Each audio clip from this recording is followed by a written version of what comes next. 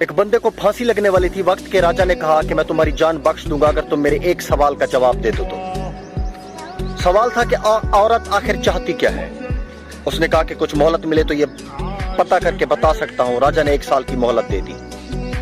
وہ بہت گھوما، بہت لوگوں سے ملا، مگر کہیں سے بھی کوئی تسلی بخش جواب نہیں ملا۔ آخر میں اسے کسی نے کہا کہ دور جنگل میں ایک چڑیل رہتی ہے، وہ ضرور بتا سکتی ہے کہ تمہارے سوال کا جواب۔ وہ اس چڑیل کے پاس پہنچا اور اپنا سوال اسے بتایا۔ چڑیل نے کہا میں ایک شرط پر بتاؤں گی، اگر تم مجھ سے شادی کرو گے تب۔ اس نے سوچا کہ صحیح جواب کا پتہ نہ چلا تو جان راجا کے ہاتھوں بھی تو جانی ہے، اس لیے شادی کے لیے رضامندی ہی بہتر ہے۔ شادی ہونے کے بعد چڑیل نے کہا کہ چونکہ تم نے میری بات مان لی ہے تو میں نے تمہیں خوش کرنے کے لیے فیصلہ کیا ہے کہ میں 12 گھنٹے تک چڑیل اور 12 گھنٹے خوبصورت پری بن کے رہوں گی تمہارے ساتھ۔ اب تم یہ بتاؤ کہ دن میں چڑیل رہوں یا رات کو؟ اب اس بیچارے نے سوچا کہ اگر یہ دن میں چڑیل ہوئی تو دن نہیں گزرے گا، اور اگر رات میں ہوئی تو رات ڈر کر گزرے گی۔ آخر میں اس نے کہا کہ جب تمہارا دل کرے تو پری بن جانا، اور جب تمہارا دل کرے تو چڑیل بن جانا۔